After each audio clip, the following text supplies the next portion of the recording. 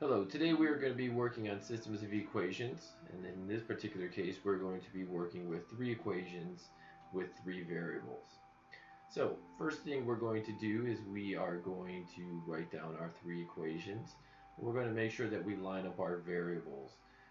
We have our x's right here on the left hand side, our y's are in the middle, and then our z's are next. What we are trying to do here is we're going to basically create two more equations, and our hope is to eliminate one of these variables in both of those equations. And our goal here is to find one variable that we can eliminate in both of those equations. Keep it common, keep it simple. In that case, when we're able to do that, then you're going to have you're going to move from these three equations down to two equations, and that's a much simpler way to solve the system. So let's just jump right into it. We're going to take equation 1 and 2 to start, because if you look very closely here, it's already got an elimination set up for us. The z variable, when we add these two equations, equation 1 and equation 2, is going to eliminate z, because we have a positive z in equation 1 and we have a negative z in equation 2. So I'm going to bring these down here. And we're going to start adding and creating a new equation. Notice we're lining them up as best as we can. So when we get start to adding our equation together, we get 3x and x, which is going to be 4x. Negative y with a positive 2y is going to leave us with 1y. And then we have a positive z with a negative z, which will eliminate. The number over here, negative 15 and 1, you're going to be left with negative 14. So we're going to go ahead and bring that equation over here. And it's going to be 4x plus y equals negative 14. And that is one of the additional equations that we've created.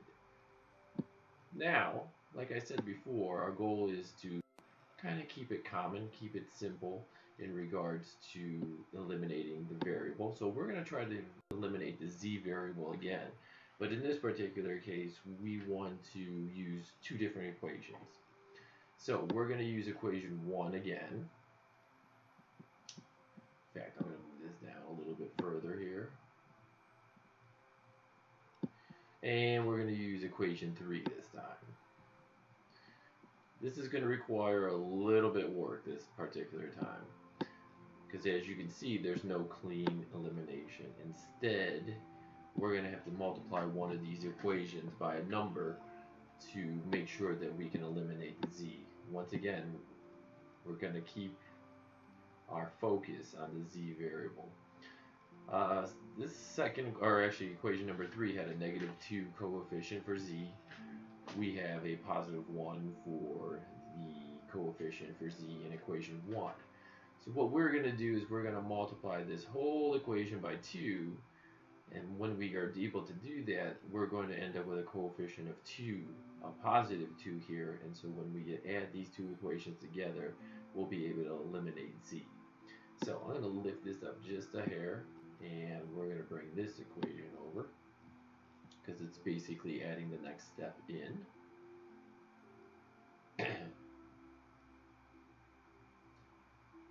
And when we do that, we are going to be multiplying 2 times 3x minus y plus z equals negative 15.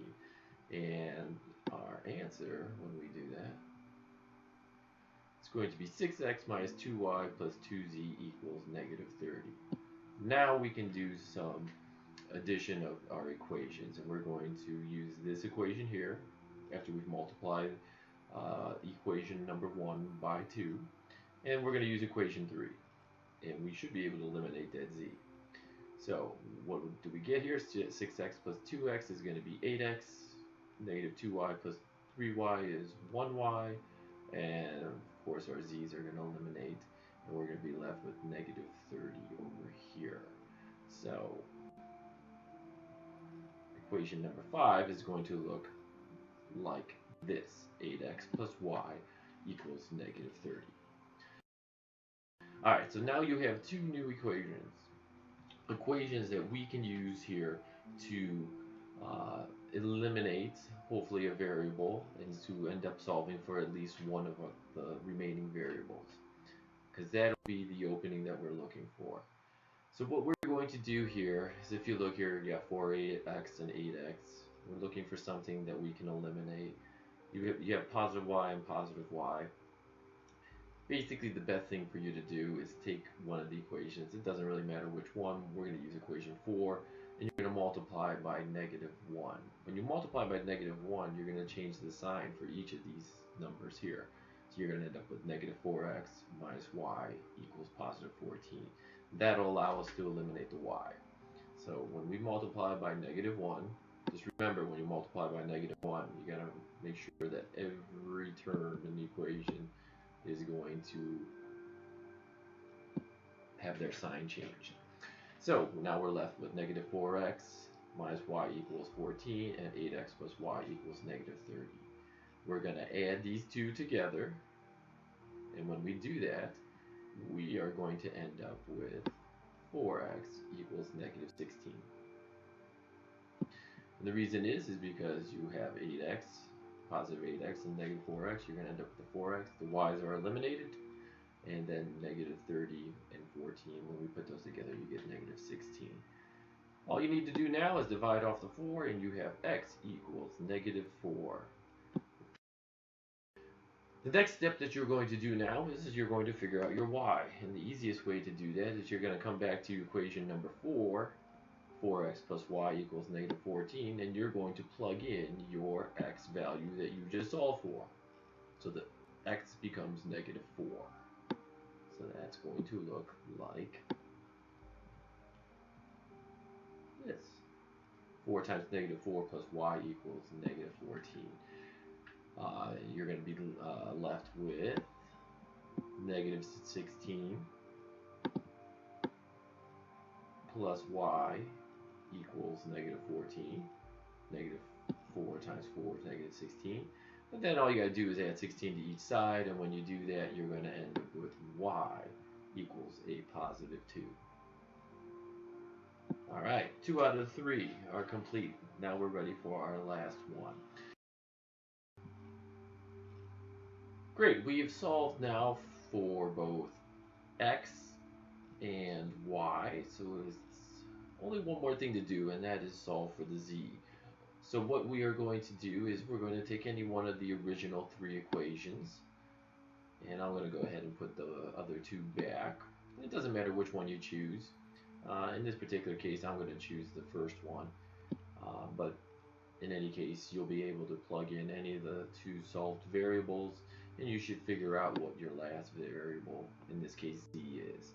So we're going to take 3x minus y plus z equals -15. We're going to plug in our values for x and y. -4, 3 times -4 minus the 2 that we solved over here for y, and that's going to end up with -12 minus 2 plus z, and that is -14 plus z equals -15. All you got to do now is to get that z by itself is take 14 and add it to each side, and when you do that, you're ending up with z equals -1.